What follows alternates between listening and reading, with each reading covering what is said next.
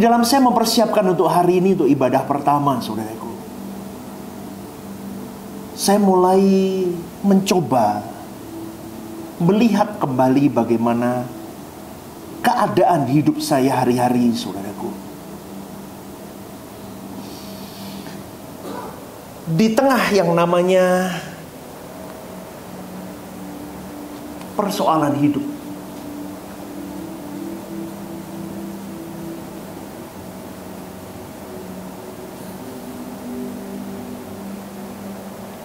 saya kira tidak ada satu manusia pun yang lolos dari yang namanya persoalan hidup. Persoalan hidup itu ada dua.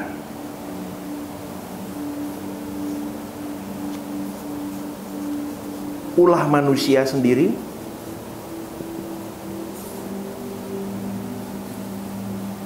atau testing dari Tuhan.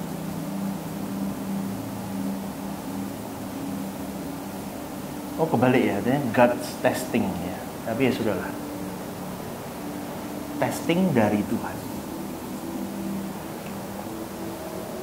Sebetulnya adanya cuman begini, saudaraku. Terus kalau kita menjalani hari hidup 70 tahun, 80 tahun,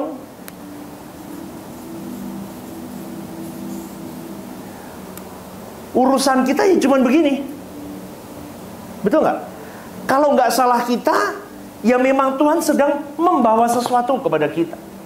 Itu terus berjalan, dan itu terus bergulir, saudaraku. Sampai saya coba merenungkan bahwa hidup itu kok begitu ya?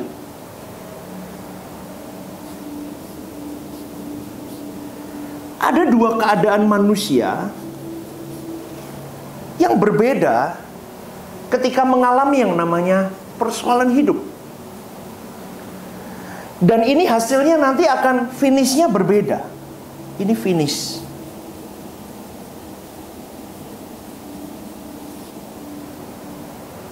Maka selalu saya katakan bahwa manusia yang benar-benar tenggelam atau ditenggelamkan Tuhan di dalam kebenaran, atau dia belum tenggelam di dalam Tuhan, tetapi dia sudah mempunyai inisiatif untuk memburu Tuhan, untuk menjadi pemburu Tuhan, maka orang itu mau tidak mau memasangkan kuk Tuhan.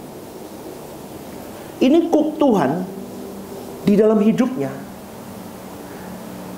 Jadi nanti persoalan yang karena salahnya atau memang testing dari Tuhan, kalau dia memasang kuk Tuhan,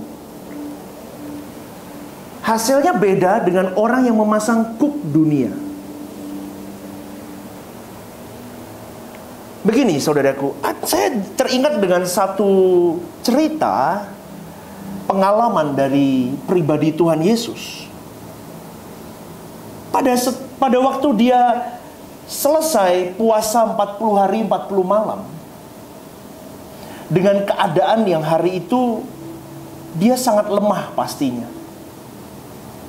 Itu kalau orang hari ini ya, kalau belum terbiasa puasa 40 hari 40 malam, dia bisa masuk UGD loh, bisa masuk ICU itu. Hari itu, saudaraku, saya yakin keberadaan pribadi Yesus hari itu sangat lemah sekali. Tetapi iblis tidak mau melepaskan kesempatan itu untuk mencobai dia. Yesus dibawa sama iblis ke kota suci dan menempatkan dia di bumbungan bait Allah. Hari itu iblis berkata kepada Yesus, "Kalau engkau anak Allah," hai Yesus, kalau engkau anak Allah, bukan Allah anak ya, kalau engkau anak Allah, jatuhkan dirimu ke bawah, karena tertulis mengenai engkau, ia Elohim Yahweh Bapa itu akan memerintahkan malaikat-malaikatnya, dan mereka akan menatang engkau di atas tangannya, supaya kakimu jangan terantuk oleh batu. Di dalam kondisi hari itu, saya bisa mencoba. Jadi kalau baca firman, saudaraku, belajarlah mencoba Anda ada di positioning itu.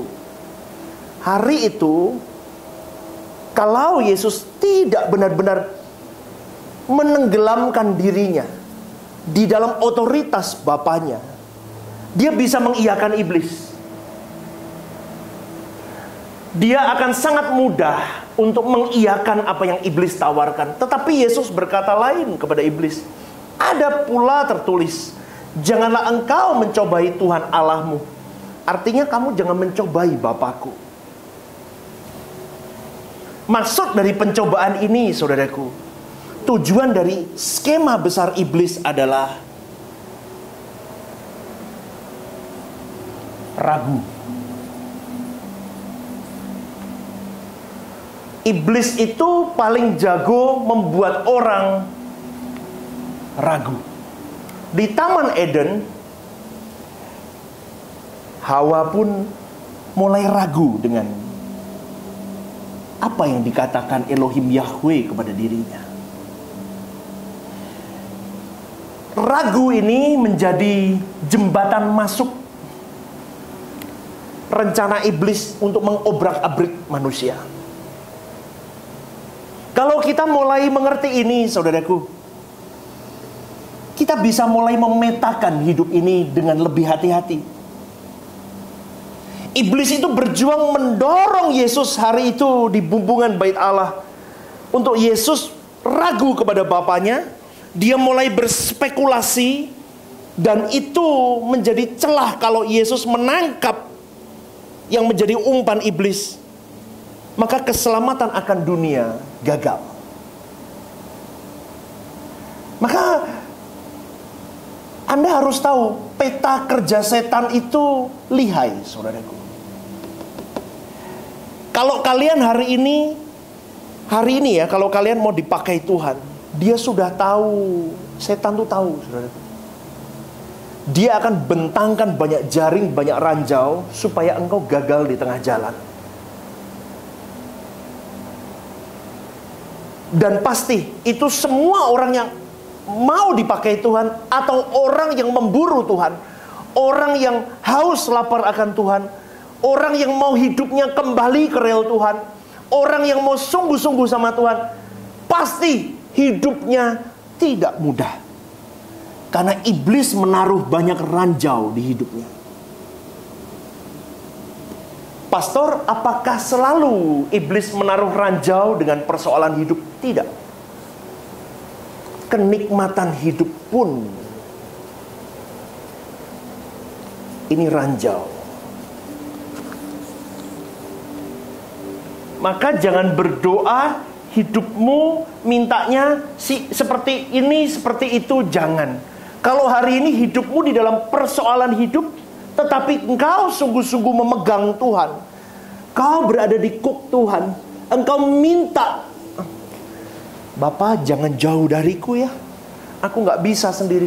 Itu lebih baik kau berada di dalam persoalan hidup, ketimbang kau memiliki semuanya, kau lupa dan kau dinaungi, kau dikuk oleh dunia ini. Jadi, mau kenikmatan hidup, mau persoalan hidup, 70 tahun, 80 tahun manusia, ini semua ini kembali bagaimana orang itu merespon setiap gerak-gerik hidupnya. Kita lihat lagi, saudaraku. Bangsa Israel ketika diajak keluar oleh Musa, di sepanjang perjalanan, saudaraku, sebetulnya kalau dari Mesir ke Kanaan itu tidak lama. Saya lupa kalau nggak salah berapa tahun, cuman 2 tahun atau 6 bulan ya. Berapa? Minggu ya? Minggu malah ya, malah minggu. Tapi sampai 40 tahun itu kan, kadang kalau kita berpikir, kenapa Tuhan kok sampai begitu? Sampai generasi ganti generasi.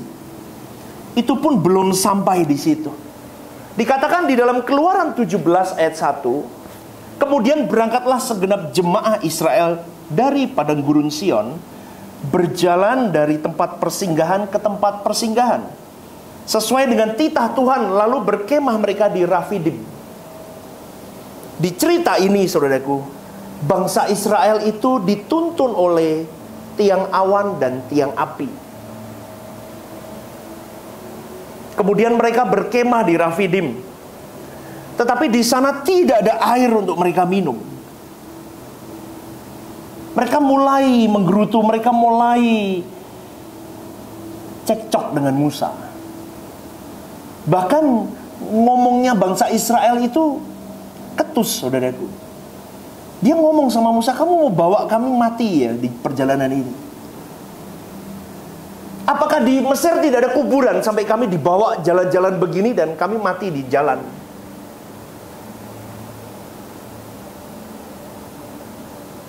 Beri kami minum. Wah, itu bangsa itu, saya kira memang kalau kita lihat di dalam Keluaran, saudaraku, bangsa itu memang bangsa yang kurang ajar memang. Tidak tahu diri. Tetapi Musa berkata kepada mereka, mengapa kamu bertengkar dengan aku? Kemudian Musa berkata, mengapa kamu mencobai Tuhan? Saudaraku, kata mencobai Tuhan ini artinya begini. Musa mau mengungkapkan dengan kalimat begini, kenapa engkau meragukan Tuhan? Mengapa engkau meragukan kasih-Nya? Kenapa engkau meragukan kehadirannya? Mengapa engkau meragukan pemeliharaan Tuhan atas dirimu gara-gara engkau tidak ada air hari ini? Bukankah selama ini engkau sudah menyaksikan dan mengalami sendiri bagaimana Tuhan Elohim itu, Elohim Yahweh itu membela bangsamu dengan berbagai tulah kepada bangsa Mesir. Di depan matamu engkau bisa melihat Allah Elohim Yahweh itu membelah laut. Tetapi hari itu bangsa itu melempari Musa dengan batu karena air minum, tidak ada air minum. Memang kalau kita baca, memang bangsa ini memang bangsa yang tegar tengkuk, saudaraku. Maka sebagian dari mereka dimatikan oleh Tuhan untuk tidak diizinkan masuk ke tanah Kanaan. Kemudian berfirmanlah Tuhan kepada Musa, berjalanlah di depan bangsa itu. Bawalah beserta engkau beberapa orang di antara para tua-tua Israel. Bawalah juga di tanganmu tongkatmu yang kau pakai memukul sungai Nil, dan pergilah. Maka aku akan berdiri di sana di depanmu di atas gunung batu di Horeb. Haruslah kau pukul gunung batu itu, dan dari dalamnya akan keluar air, sehingga bangsa itu dapat minum.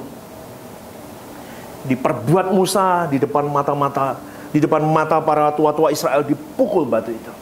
Maka dinamainya lah tempat itu Massa dan Meriba. Karena di situ orang Israel bertengkar dan mereka telah mencobai Tuhan dengan mengatakan begini, adakah Tuhan di tengah-tengah kita atau tidak? Coba Anda bayangin ya. Bangsa yang besar itu, bangsa yang diistimewakan oleh Tuhan.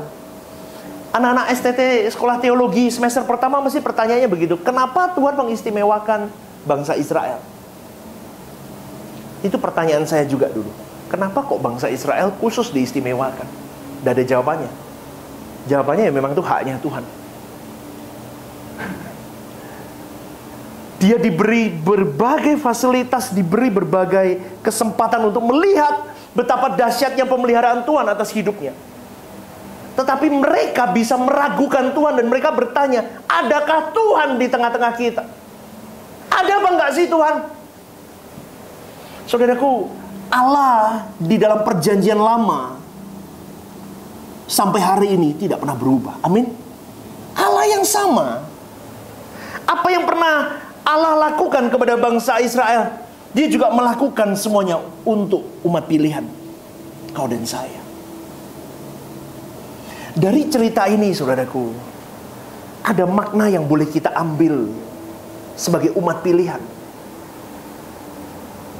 Disertai Tuhan itu bukan berarti tidak ada masalah.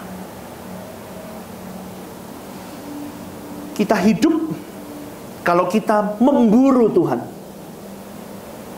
disertai Tuhan. Kalau kita hidup haus akan Dia, disertai Tuhan.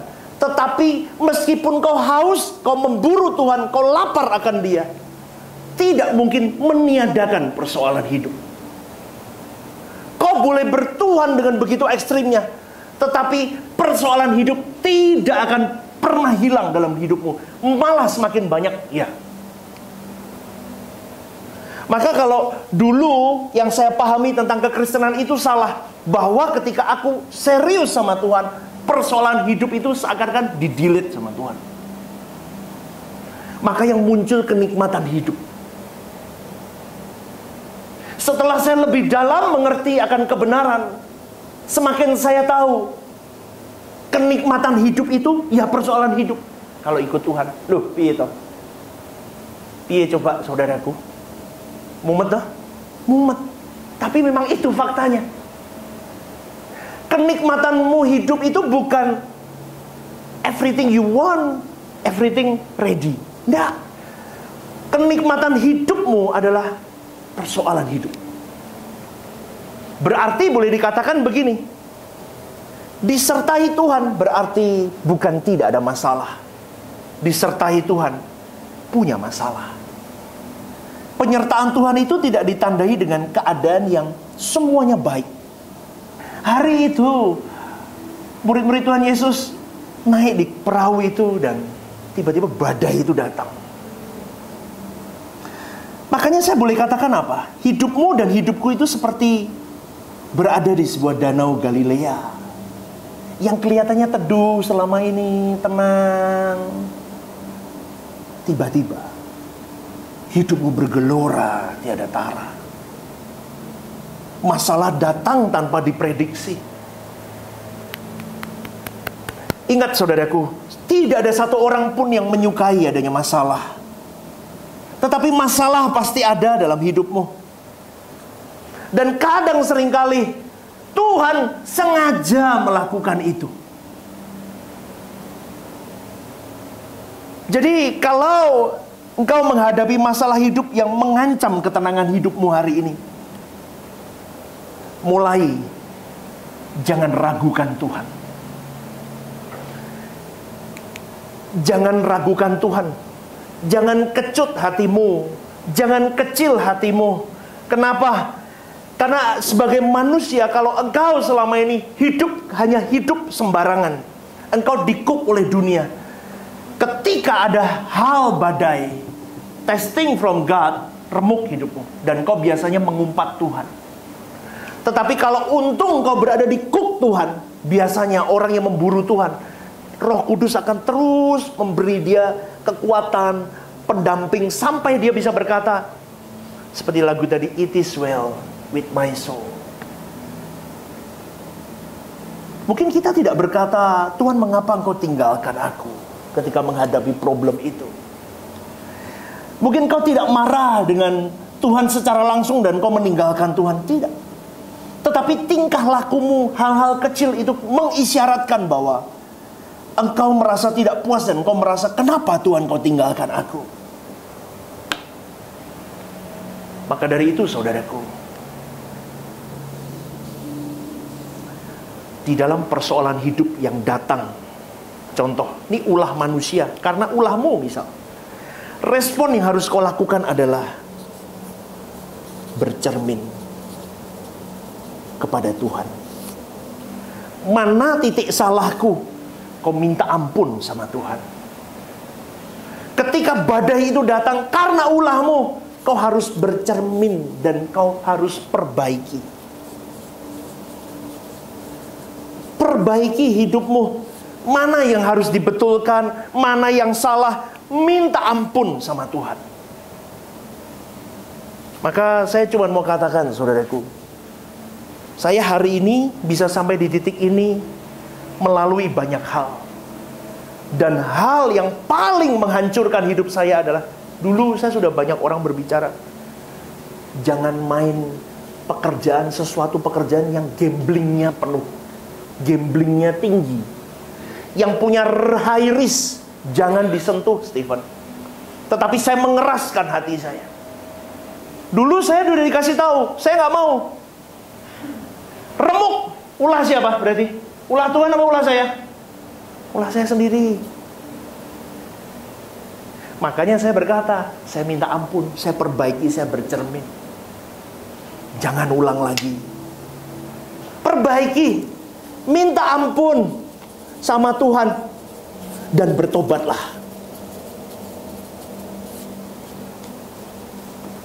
Ini yang mau saya ajak kepada kalian.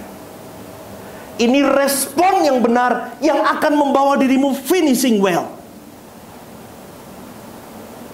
Nggak usah mengumpat. Kalau sudah salah, jangan nyalain Tuhan. Wong salahmu sendiri. Ketika saya sadar ya saudaraku, pertama, kenapa sih Tuhan kau bawa aku ke titik ini?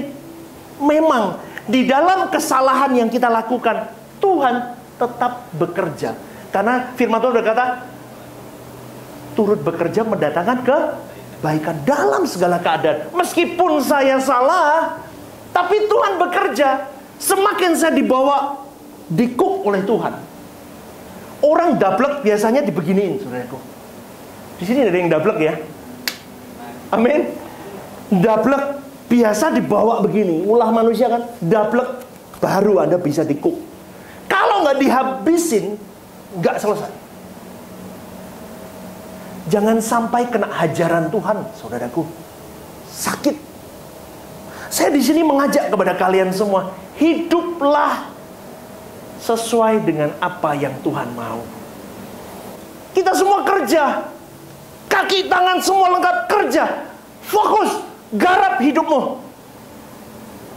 Tetapi ada juga, kau sudah hidup lurus, kok ada aja masalah hidup. Testing from God. Biasanya orang-orang yang di titik ini, orang-orang yang memang sudah ditandai Tuhan. Biasanya. Supaya apa? Semakin berkualitas.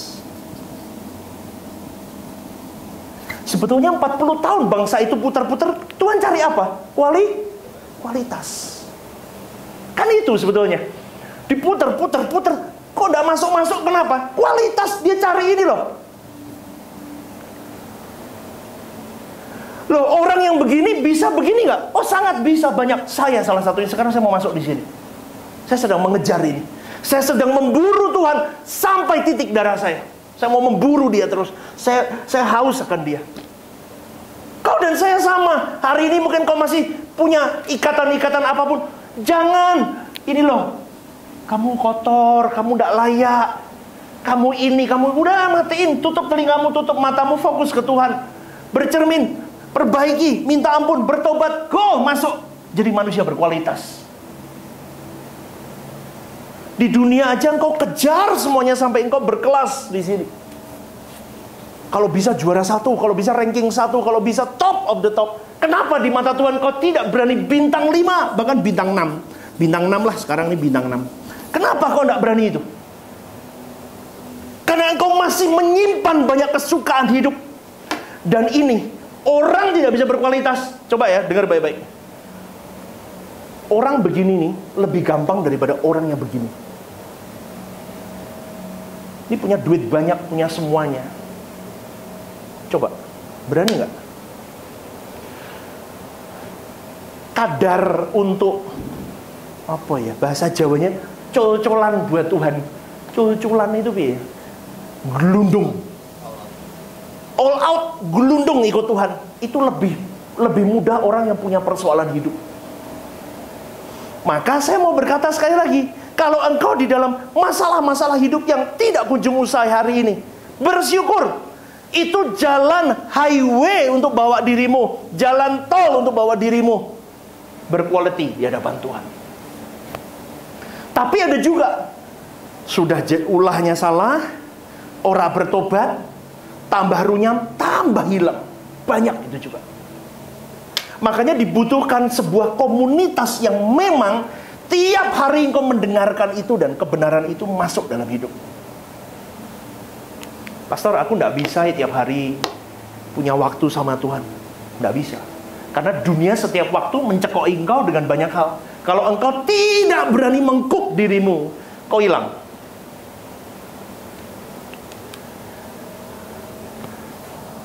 Makanya saya kadang sedih, saudaraku, kalau lihat orang Kristen itu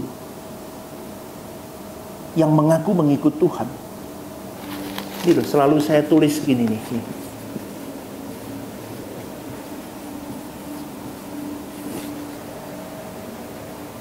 Bayar hargamu itu, saya dengan Anda itu beda. Dari 0% sampai 100%.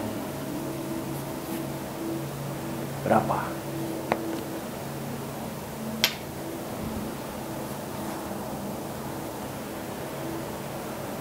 Ini satu lain dengan yang namanya berkualitas.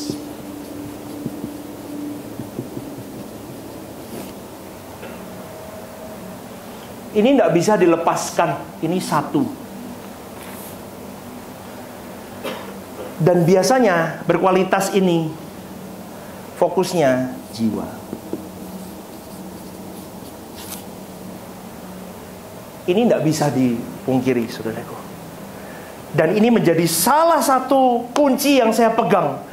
Kalau bayar hargaku hari ini, semua lini di breakdown, saudaraku.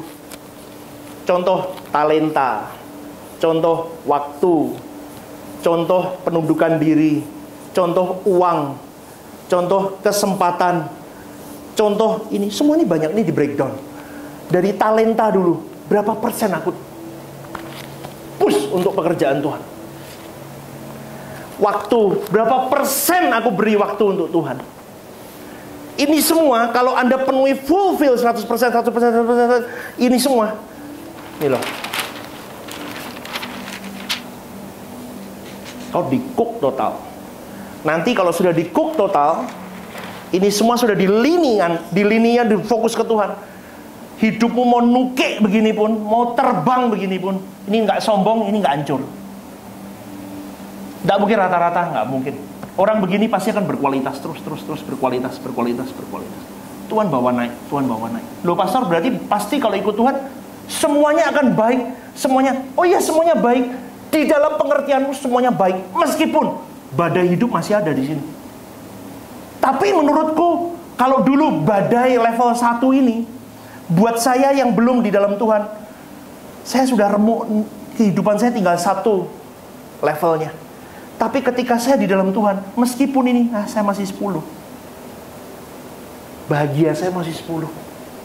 Naik level 2, level 3 masalah, saya tetap 10. Punya duit, nggak punya duit, tetap 10. Dapat tender, nggak dapat tender, tetap 10. Pekerjaan ramai, pekerjaan sepi, tetap 10 bahagiaku. Kakiku sakit, semua sakit, badanku sakit, ditinggalin orang, dijahatin orang, difitnah orang, tetap 10. Ini orang yang sudah. Maka dari itu saya cuma mau ngomong, termasuk suami istri yang sudah berkeluarga, keluargamu coba di rating. Berapa bayar hargamu? Papa, berapa waktu yang kau berikan untuk anak-anakmu? Jangan gila kerja. Anakmu hilang setengah mati kau. Kau punya dunia, anakmu hilang mau apa? Kau harus punya waktu buat anak-anakmu. Makanya saya selalu ngomong apa? Anak-anak saya punya waktu, saya dekap dia. Mamahnya juga. Anak laki tidak haus dekapan seorang wanita. Anak-anak wanita harus ada dekapan dari papahnya. Tapi jangan over juga kalau sudah gede. Batasi. Amin? Amin? Pikirkan itu. Pernikahanmu, pekerjaanmu, keluargamu, sama anak-anakmu. Ini semua bayar harga. Jadi orang Kristen itu susah. Kau harus bisa optimal di setiap lini. Sakit, saudaraku, memang. Tapi memang harus begitu. Kalau tidak, kau tidak berkualitas. Kau tidak akan membawa jiwamu pada keselamatan. Bagaimana kau bawa jiwa lain kalau jiwamu aja gak selamat? Pernikahan harus jadi kado buat Tuhan. Saya pernah tuh buat renungan itu. Pernikahanku jadi kado indah buatmu ya Bapa. Dulu ketika saya belum mengerti kebenaran, saya pernah ngomong sama istri, saya cerai yuk kita yuk. Aku gak tahan. Pernah terlontar dari mulut saya. Cerai. Betul ya? Kita pernah ngomong itu ya? Cerai. Aku gak tahan. Dia nangis, saya nangis. Dulu. Jangan pikirnya seorang Stephen Lim gak pernah ngomong cerai. Pernah. Kenapa? Saya menuntut pasangan saya untuk sempurna seperti yang saya mau. Padahal pernikahan itu adalah memberi, bukan menuntut. Memberi kebahagiaan, bukan menuntut kebahagiaan. Memberi pasangan, memberi, dan memberi. Artinya apa? Kalau pernikahanmu tidak sehat, maka yang paling terdampak adalah pasanganmu. Pernikahan itu dua pasang. Ini memberi, ini juga memberi. Tidak ada kata menuntut. Kalau dalam hierarki sebetulnya pernikahan, kalian berdua ini sedang berjuang saling menolong untuk kalian berpartner. Kalau sendirian kan susah. Kalau berpartner, Anda bisa berpartner sampai kembali ke rancangan Allah semula.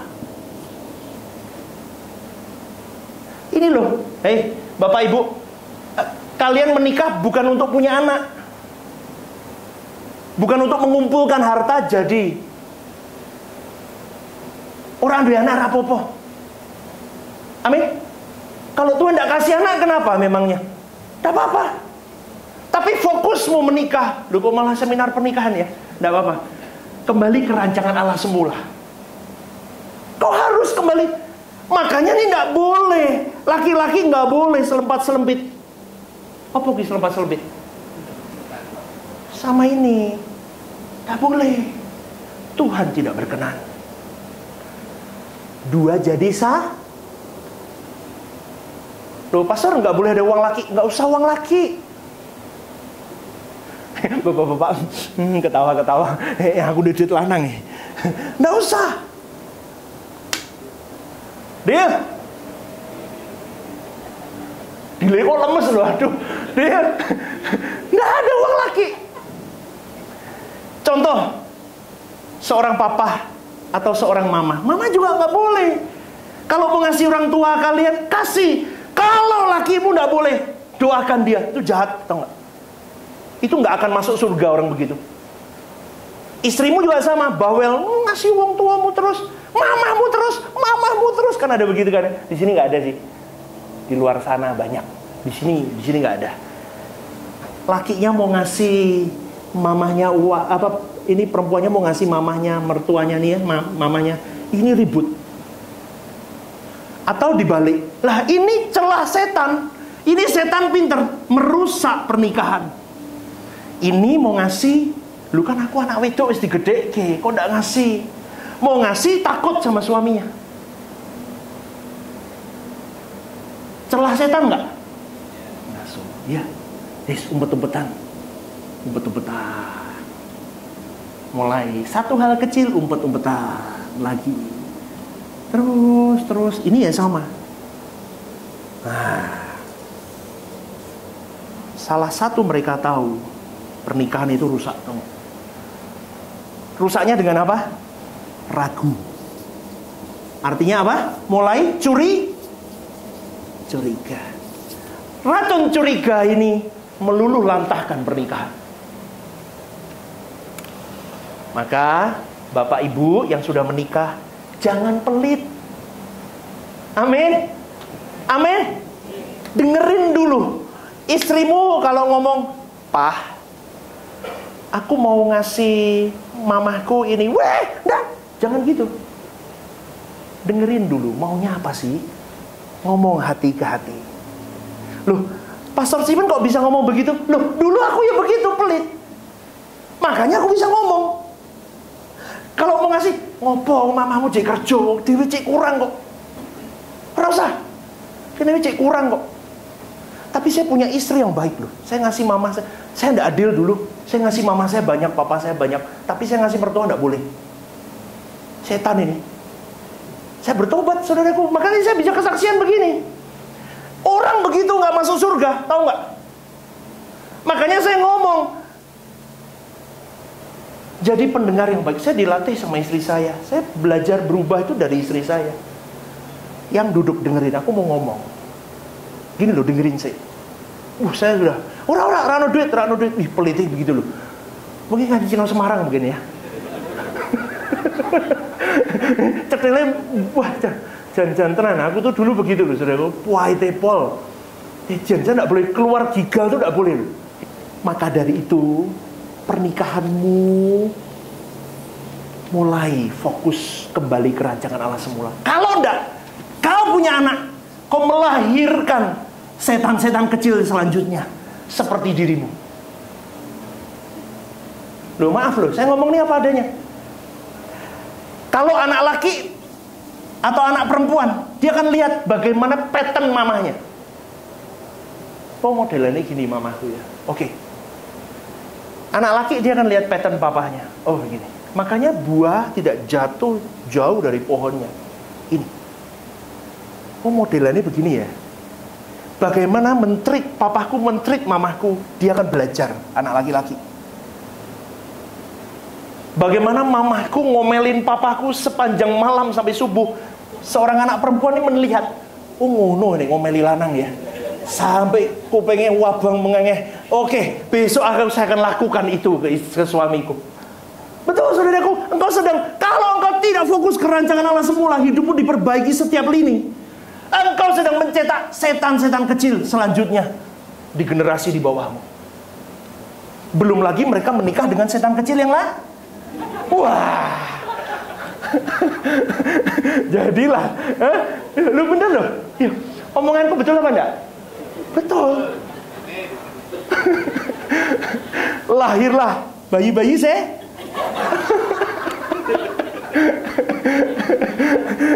Ya, jadi saudaraku, ini direnungkan ya. Mulai hari ini persoalan hidup itu juga pernikahan, keluarga semua. Kembalikan semua. Ini ulahku, apa karena memang Tuhan testing? Kalau pernikahanmu, keluargamu sama anak hubungannya tidak baik, sama komunitas tidak baik, itu coba dipikir ulahmu apa memang testing from God? Kalau ulahmu perbaiki yuk. Karena keluarga biasanya komunikasi yang bermasalah. Betulin pipa-pipa komunikasi itu. Karena misunderstanding dimulai dari bicara. Bapak ibu harus tahu, laki itu jarang mau ribet. Dan itu memang bawaannya dari sono, udah begitu. Kalau dia jawab, kan gitu deh. Bapak-bapak begitu nggak? Apalagi kalau baru apa, ngerti. Oke, padahal nggak ngerti sebetulnya. Ya, bener nggak? Jujur, kita nggak ngerti dah. Ya, sekarang. Apa mau ngomong apa?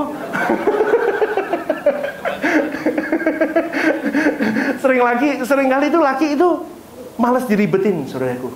Perempuan harus lihai, cari momennya. Jangan dia baru sibuk fokus ke satu hal, pok geremengi, nggak nyampe Anda senewan dewi geger. Deal? Kita pintar, cerdas. Wanitanya Tuhan itu harus cerdas. Oh nih suamiku baru capek, buatin kopi dulu. Solo dulu. Ngerti nggak? Pak, tadi gimana kerja? Itu sambut baik. Cowok itu dibegituin, mubal kabeh, metu kabeh. Wis toh, gampang. Dia baru ngamuk gitu ya. Jangan plerok, mau ditabuk malah. Ya, kalau cowokmu, suamimu baru ndak senang hati begitu ya, peluk aja dari belakang, peluk, selesai kok. Betul nggak bapak-bapak? Nek ora ya wedok berarti ora lanang. Betul nggak? Dipeluk aja gitu, oh ya udah, oh ya, selesai. Kalau istri sama, bapak-bapak. Kalau kadang kita keluar kalimat-kalimat yang menyakitkan, langsung minta maaf. Saya tidak pernah membawa masalah dengan istri saya sampai saya tidur, besok pagi lanjut, nggak bisa. Saya mesti selesaikan malam itu. Dan saya bersyukur punya istri yang tidak geremeng sepanjang hidup saya. Watawan ndak loh. Tuhan itu baik. Kalau dulu saya belum bertobat, sudah tapuk itu. Waduh ndak tahan. Tapi saya benar konselingin banyak orang, saudaraku, pernikahan mereka. Banyak perempuan-perempuan yang tidak mau mendengar apa menjadi isi hati suaminya. Dia bukan jadi pendengar yang baik. Ketika suaminya baru ngomong sepatah, dia habis langsung. Akhirnya itu akan menutup diri. Dia lama-lama menutup dan itu akan jadi umpet-umpetan. Gak boleh. Dan banyak istri yang akhirnya tidak mau bercerita sama suaminya. Kenapa? Karena suaminya juga tidak menjadi pendengar yang baik. Dia sibuk dengan handphonenya, dia sibuk dengan kerjanya, dia sibuk dengan goalnya. Kau punya perusahaan 20, 30, kau kaya raya naik Rolls Royce sekalipun, kalau anakmu, istrimu hilang, tidak membekas, percuma. Saya selalu ngomong begini, percuma saya pelayanan begini kalau anak istriku tidak merasa terberkati dengan hidupku. Jadi hari ini, apapun yang menjadi kendala dalam hidupmu, kaji ulang. Puk Tuhan pasang dalam hidupmu. Jadilah pemenang dan finishing well dalam hidupmu. Amin saudaraku. Berikan tepuk tangan untuk Tuhan. Yuk kita bagi berdiri.